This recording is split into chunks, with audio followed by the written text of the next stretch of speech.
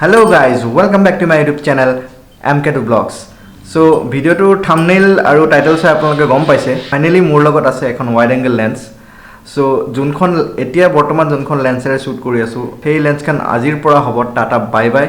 Karon yak replace koribo ekhon wide angle lens. So besi deri nokoru. So next shot to apnaloke dekhibo wide angle lens or pora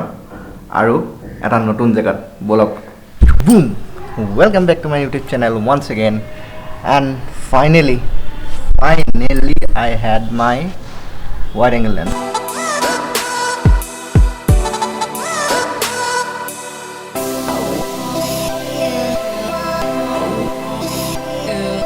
Aru sauk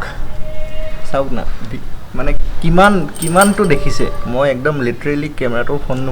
সন্মুখত আছো বাট ভিউটো চাওক আগৰ যোনখন মোৰ lens আছিলে 18 to 55 সেইখন kit lens যোনটো ক্যামেৰাৰ লগতে আহে সেইখনত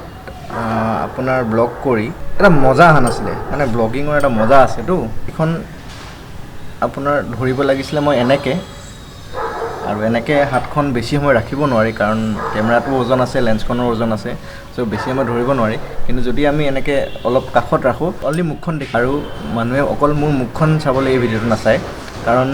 ব্যাকগ্ৰাউণ্ডটো যিমান ভাল থাকিব সিমান বেছি ভিডিওটো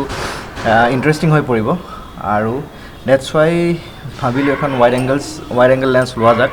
আৰু আপোনালোকক যাতে মই আৰু ভাল ভিডিও দিব পাৰো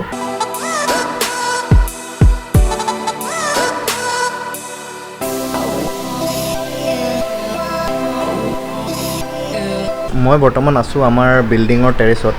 আৰু মোৰ পিছফালে আপোনালোকে দেখিব পাৰিছে এটো গান্ধী মণ্ডপ আৰু গান্ধী মণ্ডপত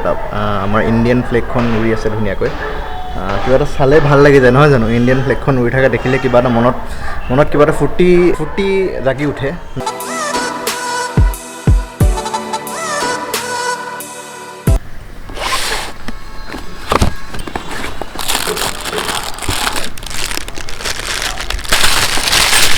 তো এইখনে মোৰ নতুন ওয়াইড এংগল লেন্স বহুত দিনৰ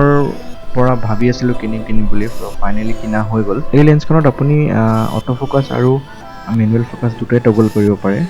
যোনটো ফোকাস ৰিং হেতু আপুনি স্লাইড কৰিলে অটো ফোকাস আৰু মেনুৱেল ফোকাস আপুনি চেঞ্জ কৰিব পাৰিব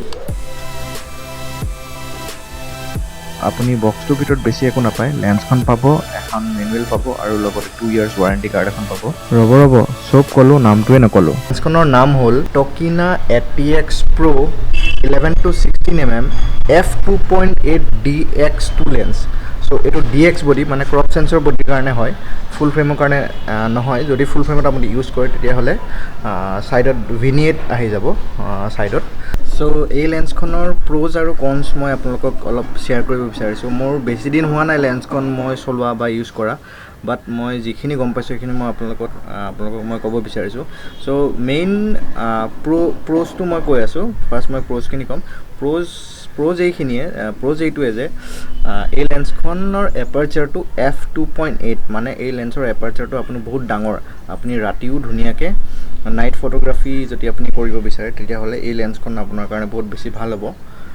কাৰণ এপাৰচাৰটো ডাঙৰ বেছি লাইট আহিব পাৰিব আৰু আপোনাৰ ফটোবোৰ বেছি ব্ৰাইট হ'ব ৰাতিও বেছি ব্ৰাইট হ'ব ক্লিয়াৰ হ'ব বেছি ডিটেইলছ থাকিব লেন্সখন হ'ল 11 to 16 mm মানে এখন ultra wide angle lens so আপুনি যদি ল্যান্ডস্কেপ ফটোগ্ৰাফি বেছি কৰি ভাল পায় যেনেকৈ মই ল্যান্ডস্কেপ ফটোগ্ৰাফি কৰি বেছি ভাল পাওঁ সো আপুনি যদি তেনেকৈ ভাল পায় তেতিয়া হলে এই লেন্সখন আপোনাৰ কাৰণে খুবেই জৰুৰী কাৰণ বহুত বেছি ওয়াইড এংগলত আপুনি ফটোবিলাক তুলিব পাৰিব মানে কম ওচৰৰ পৰাই আপুনি বহুত বেছি এৰিয়া আপুনি কভাৰ কৰিব পাৰিব নেক্সট কনটো আহিছে কন ইয়াৰ দুটা কনসো আছে ফাৰ্স্ট কনটো হ'ল লেন্সখন বহুত বেছি ওয়েট আপোনাৰ বহুত কমসে কম 500 গ্ৰামছ মান ওয়েট আছে নেক্সট কনটো হ'ল অটো ফোকাস কৰিলে লেন্সখন যেতিয়া অটো ফোকাস কৰে তেতিয়া হলে এটা সাউন্ড ওলায় সেই সাউন্ডটো অলপ এনয়িং হয় ইন টাইমছ বাট ষ্টিল চলে যায় আপুনি যদি মেনুৱেল ফোকাসত ইউজ কৰে ধুনীয়াকে একো প্ৰবলেম নোহোৱাকৈ আপুনি ধুনীয়াকৈ পাৰিব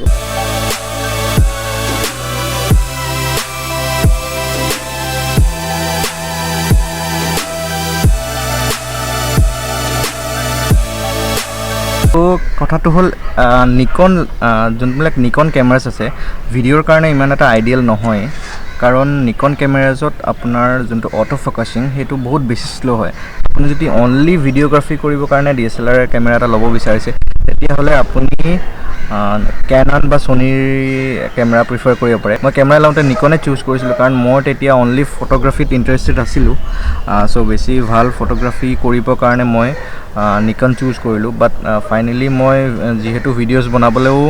মই আৰম্ভ কৰিলোঁ বাট মোৰ হাতত আদাৰ অপশ্যনছ নাছিলে মই আৰু এটা কেমেৰা এফৰ্ড কৰিব নোৱাৰিলোঁ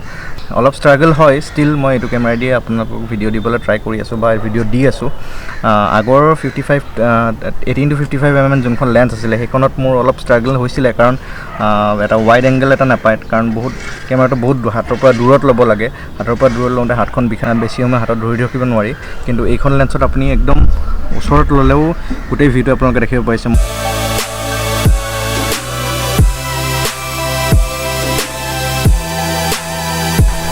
ৱাইড এংগল লেন্সৰ ভিউ চাওক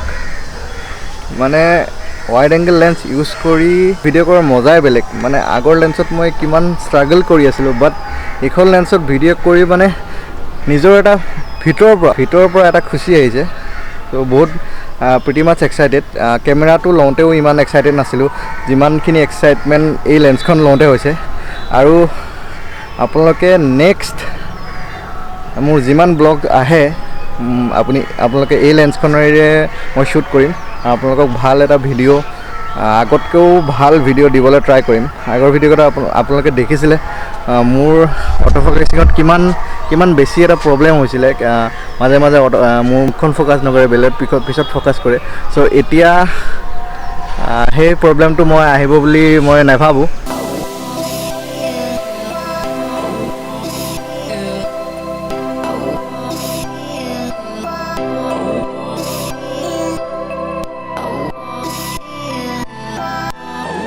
আজিৰ ভিডিঅ'টো ইমানতে শেষ কৰিম নতুন লেন্সখনৰ যোনখিনি এক্সপিৰিয়েঞ্চ মই আপোনালোকৰ আগত শ্বেয়াৰ কৰিবলৈ ট্ৰাই কৰিলোঁ আশা কৰোঁ আপোনালোকে এই ভিডিঅ'টো বহুত বেছি ভাল পাইছে যদি ভিডিঅ'টো ইমানলৈ চাই আছে তেতিয়াহ'লে প্লিজ লাইক নকৰাকৈ নাযাব চেনেললৈ যদি নতুন হয় প্লিজ ছাবস্ক্ৰাইব কৰিব so' that's all for today see in the next one till then bye by